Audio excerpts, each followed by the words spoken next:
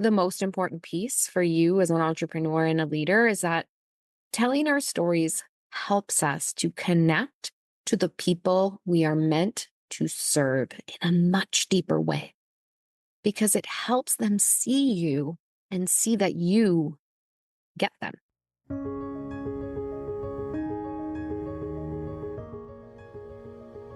Welcome to the Speaking and Storytelling Podcast. So excited you're here for episode number, drum roll please. Yes, episode number 1. I'm over here doing my happy dance.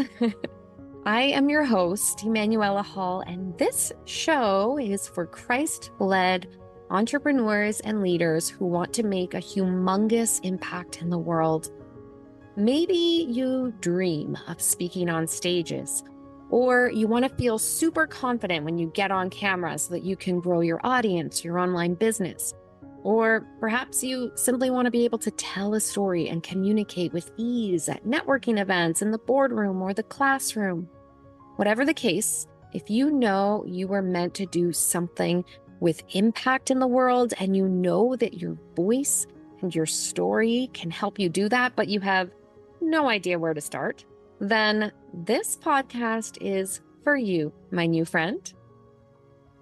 Since this is episode number 1, numero uno, I want to share my story so that you can get to know me and why I created this podcast.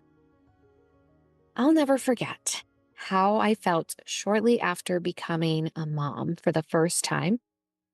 I sat in my vintage wooden rocking chair because I didn't think I needed to pay a lot of money on a glider, but I learned that hard truth very quickly.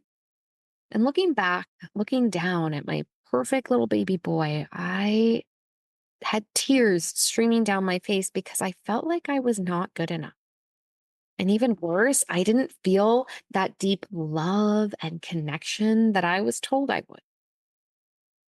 I didn't know the word for it back then, but I certainly didn't want to complain because, after all, I had a healthy baby, but I was struggling with postpartum depression, undiagnosed. Even today, saying it out loud makes my heart break and my voice quiver a little. But this is not the end of my story. In fact, it's a small piece of the fuel that actually got me here today, speaking to you on this new podcast. 3 years after that day, sitting in that rocking chair, I had a second baby boy. And again, I found myself really, really sad. I called a therapist and she told me I was fine, but I knew I wasn't myself. And then one day, by the grace of God, I was on Instagram and I scrolled past a coach I was following who was announcing that she was going to be hosting a 30 days of creativity challenge where you had to do something creative every day for 30 days.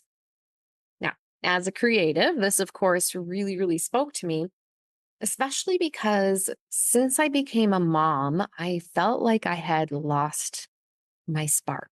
I felt like I lost all my creativity and my voice. You see, I was the kid who was always gathering up all the neighborhood friends and putting on a show for the grown-ups. We would spend the summer rehearsing in one of our basements, putting together costumes and props, and even charging a pay-what-you-can fee. We'd get a little hat and bring it around to the grown-ups.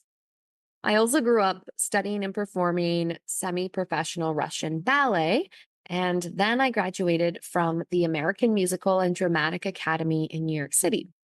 This was a total dream come true. I pursued acting as a career for many years while I waited tables, just living that cliche life, bartending and waiting tables, both in New York City and then again back here in Canada, just waiting for my big break. And eventually, I didn't want to keep doing that. So I completed my undergraduate studies and was planning to get a master's degree in drama therapy. But as God would have it, a very unique position opened up at a local retirement residence and nursing home for older adults. I was asked by their CEO to essentially create a role that would bring creativity and meaning and joy to the residents. My exact title was the coach for the deeper experience. Now, side note, this was the first time I ever heard about coaching, ever heard the word coaching outside of sports. This was in 2008. I was literally running and facilitating and creating music, movement, and all kinds of movement programs and creative programs with these residents. And I was having a heck of a lot of fun doing it. I'm not going to lie. Total dream gig for someone who studied theater and the arts. So then in 2013, I knew I still wanted this time freedom. So I took the role I had created and I turned it into my own business. And I called it Creative Wellness because I had also started learning and teaching yoga. So I would go into multiple facilities running these creative and movement workshops for the residents and sometimes the staff as well. It was super, super fun. You see, I've always been an entrepreneur, really. To tell you a little bit, my very first business was teaching piano at 13. Then I co founded a flamenco dance company. Then I worked as a freelance actor, singer, dancer, choreographer, teaching artist, and yoga instructor. And then finally, with this company, I kind of brought it all together with creative wellness. I had always had this feeling in me that I was meant to do something great with my life, that I wanted to make a difference. I don't know, maybe some of you listening can relate to that.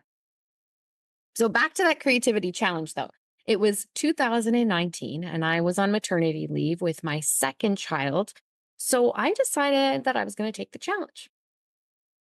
Deep down, I knew that self expression would help me out of this dark time because, like, after all, I had been helping others do this for years in my business. So I sat down on my computer and I just started typing. I let it flow out of me, my whole birth story. And I have to admit, it was super cathartic. Then one day I felt this nudge, maybe the Holy Spirit, telling me that I should turn this story into a one woman play. So I did that. And then I was like, well, I may as well submit this play to some festivals. And I did. This play was called My Breast Self. And it was selected at some local theater festivals here in Hamilton, Ontario. I was super thrilled, but also, not going to lie, pretty terrified. Now, you might be thinking, well, you spent your life performing and telling stories. Well, yes, but those were other people's stories. That was different than sharing my own story, my real, raw, and frankly, very intimate story. But I did it. And I learned three very important things that I'm going to share with you right now. So make sure you go and grab a pen and paper because you're going to want to write these down. The first thing I learned is that telling our stories can really help us in our healing journey. Because when we express them and get them out of us, whether that's just on paper or speaking them, they have less power over us. They're not just stuck up in our mind and in our heart and messing around with our feelings. We've now put them out into the world.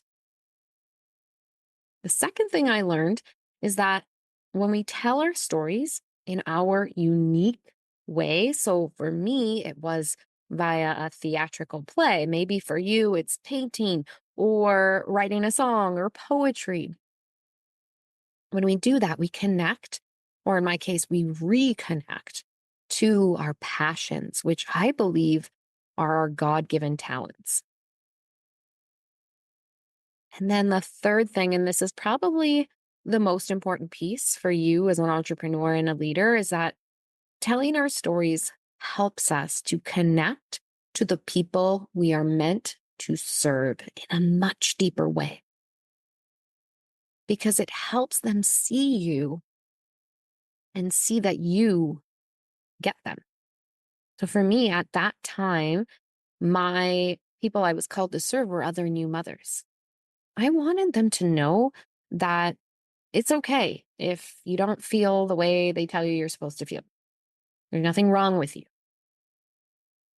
Well, it might not feel good, but you can get through it. There's things you can change.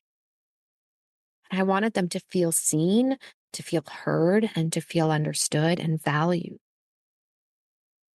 Basically, I wanted to give them the play that I needed to hear, the story that I wish someone had told me when I was going through those difficult times. So the following year in 2020, for obvious reasons, I shut down my in person business and I took a leap of faith to pivot to an online business. Now, I knew my clientele, older adults, was not yet online. So I decided to join my first coaching mastermind in the hopes that maybe I would gain some clarity around how I could possibly use my skills as a performer and a teacher in the online world. Well, honestly, it didn't take very long for God to reveal this to me. About 6 months in, I had these new connections I was making inside this mastermind asking for my help with their videos. They saw that I had skills from my lifetime of voice training, speech training, storytelling, performance, and they asked for my help. So I helped them. And the light bulb went off. So it's so beautiful how God really places the right people in your life, sometimes at the right time, even when you have no idea why and you have no idea what to do. But here we are now, 4 years later, and I've helped dozens of entrepreneurs to find, craft, and deliver their signature story or speech.